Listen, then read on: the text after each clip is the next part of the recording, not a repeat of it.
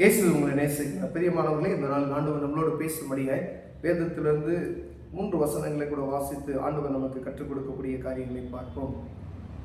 இதோ உன்னை புடமிட்டேன், ஆனாலும் வெள்ளியைப் போல் அல்ல, உபத்திரவத்தின் குகையிலே உன்னை தெரிந்து கொண்டேன். என் நிமித்தமே அப்படி செய்வேன். என் நாமத்தின் பரிசுத்தம் எப்படி குலைக்கப்படலாம்? என் மகிமையை நான் வேறொருவருக்கும் கொடேன். யாக்கோபே, நான் அழைத்திருக்கிற இஸ்ரவேலே, எனக்கு செவி கொடு. நான் அவரே, நான் முந்தினவரும் நான் பிந்தினவருமாமே. என் கரமே பூமியை அஸ்திபாரப்படுத்தி என் வலதுகை வானங்களை அளவிட்டது. நான் அவைகளுக்கு கட்டளையிட அவைகள் அனைத்தும் நிற்கும். பிரியமானவர்களே, ஆண்டவர் நம்மளோடு இடைபடுகிறது. இஸ்ரவேலே, யாக்கோபே என்று பேர் சொல்லி அழைக்கிறாரை தெரிந்து கொண்ட ஜனங்களை குறித்து ஆண்டவர் பேசுகிறதாவது, உன்னை உபத்திரத்தின் குகையிலே நான் பிரித்தெடுத்தேன். ஒரு உபத்திரம் வரும் பொழுது ஆண்டவர் உங்களை பிரித்தெடுக்கிறார். அந்த காரியத்திலே உங்களை நீங்க என்ன செய்யணும்னா, தேவ சமூகத்துக்கு போவதற்கு நீங்கள் ஆயத்தப்படுத்த முடியாது, உங்களுக்கு உறுதிப்படுத்திக் கொள்ள வேண்டும். பிரியமானவர்களே, உபத்திரவத்தின் குகையிலிருந்து நான் உன்னை பிரித்தெடுத்தேன், நான் அதையே செய்தேன் என்று சொல்லுகிறார். என் நிமித்தமே அப்படி செய்வேன். என் நாமத்தின் பரிசுத்தம் எப்படி குலைக்கப்படலாம்? ஒருவேளை நம் நிமித்தமாய் ஆண்டவருடைய நாமம் தூசிக்கப்படாதபடிக்கு ஆண்டவருடைய நாமத்தை நான் வேறொருக்கு நான் கொடுக்க மாட்டேன்னு சொல்றாரு. பார்த்தீங்களா?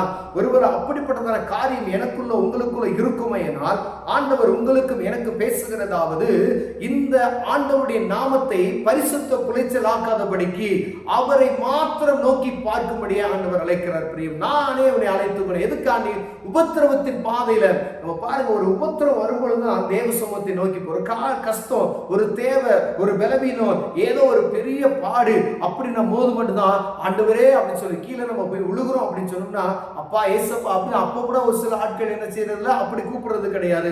அப்ப எவ்வளவுக்கு ஆண்டவருக்கும் எனக்கும் உள்ள நெருக்கம் அதிகமாய் தூரப்பட்டு இருக்கிறது என்பதை புரிந்து கொள்ள முடியாய் ஆண்டவர் உங்களோடு என்னோட பேசுகிறார். எதற்காக தெரிந்து கொண்டார் உபத்திரத்தின் குகையில ஒரு மனிதனை? அப்படின்னா, அவர் பிரியப்படுகிற நிமித்தமே, நீ உன்னை உணர்வுள்ளவனாய் மாற்றும்படியுமே, நம்மை ஆண்டவருடைய பிள்ளை என்பதை உணர்த்தும்படியாய் ஆண்டவர் சொல்கிறார், உன்னை உபத்திரவத்தின் காரியத்திலிருந்து நான் பிரித்தெடுத்து வந்தேன். ஒரு பாடு வந்துச்சு உனக்கு, அது நிமித்தமா நான் உன்னை அறிந்து கொள்ள செய்தேன். எப்பயாவது பலவீனப்பட்டிருப்பீங்க, யாராவது வந்து ஜெபம் பண்ணியிருப்பாங்க, எங்கேயாவது உங்களை கூட்டிட்டு போய் பிரேயர் பண்ணது கூட்டிட்டு போயிருப்பாங்க. அப்போ உன்னை நான் அறிந்து கொண்டேன். வெள்ளியை போல அல்ல, உபத்திரவத்தின் குகையிலிருந்து உன்னை பிரித்தெடுத்தேன் ஆண்டவர் சொல்லுகிறார். பிரியமானவர்களே, யாக்கோபே, நான் அழைத்திருக்கிற இஸ்ரவேல், எனக்கு செவி கொடு. இன்னும் நான் ஒன்று பேசுகிறது உனக்கு புரியவில்லையா? எத்தனை முறை, எத்தனை பாடுகள், எத்தனை கஷ்டங்கள் வந்து உனக்கு யாராவது சொல்லியும் எவ்வளவு புரிய வைத்தும் தெய்வத்தை அறியப்படாதபடிக்கு நாம் பின்னிட்டு அப்படியே ஓடிக்கொண்டு இருக்கிறோமே ஒழிய அவர் சமூகத்தும் நாம் கிட்ட வருவதற்கு நாம் தூரப்பட்டு கொண்டே இருக்கிறோம் என்று ஆண்டவர் வேதனைப்படுகிறார். பிரியமானவர்களே, என் கரமே பூமியை அஸ்திபாரப்படுத்திச்சான். ஆண்டவருடைய கரமே பூமியை அஸ்திபாரப்படுத்தி. இதுக்கு மேல ஒரு உங்களுக்கு நம்ம என்ன தெளிவு வேணும் பாருங்களேன். என் வலதுகை வானங்கள் அளவிட்டது, நான் அவைகளுக்கு கட்டையிட அவைகள் அனைத்தும் நிற்கும். அப்ப சொன்னா பூமி அஸ்திபாரம் அப்படியே நிற்கும், வானம் நிற்கும். பூமி சுத்தாதுன்னா சுத்தாது. அவருடைய வார்த்தைக்கு சகலம் கீழ்ப்படி. கடலை இம்மட்டுமாய் வராது என்றார். அவர் கட்டளையிட்டு நிறுத்தி வைத்திருக்கார். வானா வரும், போனா போ, நில்னா நிற்கும். நானே நிறுத்தி வைத்திருக்கிறேன், என் வார்த்தைக்கு அது கட்டளையிடும் என்று ஆண்டவர் சொல்கிறார்.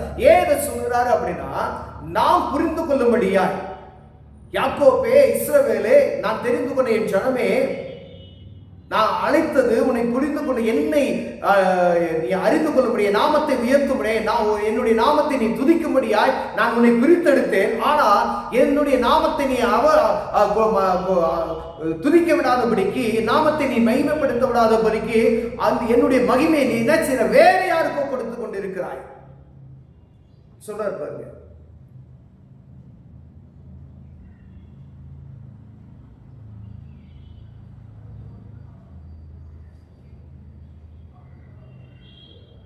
நாமத்தை மகிமைப்படுத்தவர்களாய் காணப்படுகிறோமா? அவரை துதிப்பதில் எவ்வளவு ஜாக்கிரதையாக காணப்படுகிறோம். மீண்டும் மீண்டுமாய் அதிகாரத்தில் அடுத்தடுத்து வாசிக்கும் பொழுதெல்லாம் இஸ்ரவேல் ஜனங்களுக்கு ஆண்டவர் பேசுகிறதாவது, விசுவாச சன்னதிகளுக்கு பேசுகிறத காரியங்களை பார்க்கலாம். நீ விசுவாசத்தை விட்டு ஏன் வெளியே போற? நான் உன்னை புரிந்து கொள்கிறேன், நான் உன்னை பேர் சொல்லி அழைத்திருக்கிறேன், அவனை தட்டி உன்னை கோழி தன் குஞ்சுகளை கூட்டி சேர்க்கிறவனை கூட்டி சேர்த்து கொண்டேன். இதெல்லாம் சொல்லிட்டு சொல்றாரு. வானத்தை நான் தான் என் கரத்தை வைத்து விரித்து அளந்து வைத்திருக்கிறேன் அப்படின்னு சொல்றாரு. இந்த பூமியை நான் அஸ்திபாரத்தைப்படுத்தினேன் அப்படின்னு சொல்றாரு. நம்ம யாராவது ஒருத்தர் ஒரு சின்ன காரியத்தை யாராவது ஒரு வீட்டில் வந்து இப்படி வைக்காதீங்க, அப்படி செய்யாதீங்க அப்படின்னு சொல்லிட்டு அதை நம்புறோம். ஒரு குடுகுடுப்புக்கார ஒரு காரியத்தை நீ நான் இப்படி அப்படின்னு சொல்லிட்டா அப்படி அதுக்குள்ள ஆழத்துல போய் அப்படியே என்ன செய்யணும் அப்படின்னு சொல்லி உணர்ந்து கேட்கிறோம். ஆனா வேத வசனம் சொல்லுகிறது, பூமியை அஸ்திபாரப்படுத்தின நான் உன்னை தெரிந்து கொண்டேன் என்று சொல்லுகிறார். பிரியமானவர்களே, அவர் உங்களோடு பேசுகிறார். அந்த சத்தத்தை கேட்க விடாதபடிக்கு எங்கோ இருந்து வரக்கூடிய ஒரு சத்தத்தை கேட்டு அதற்கு கீழ்ப்படிந்து அதற்காய் ஓடிக்கொண்டு இருக்கிற நம்மளை பார்த்து ஆண்டவர் பேசுகிறார், நீ வா, என் பக்கத்துல வா, நான் உனக்காண்டிதான் இதெல்லாம் செய்தேன், என்னுடைய நாமத்தை துதிக்கும்படி நான் பிரித்தெடுத்தேன் உன்னைய. எவ்வளவு பேர் அந்த விசுவாச குறைச்சல்களாய் காணப்படுகிறோம். ஒருவேளை யாக்கோப்பின் சந்ததி, இஸ்ரவேலின் சந்ததி, ஆபிரகாமின் சந்ததி என்று விசுவாசத்தில் நாம் உறுதிப்பட்டு இருக்கிறோமா?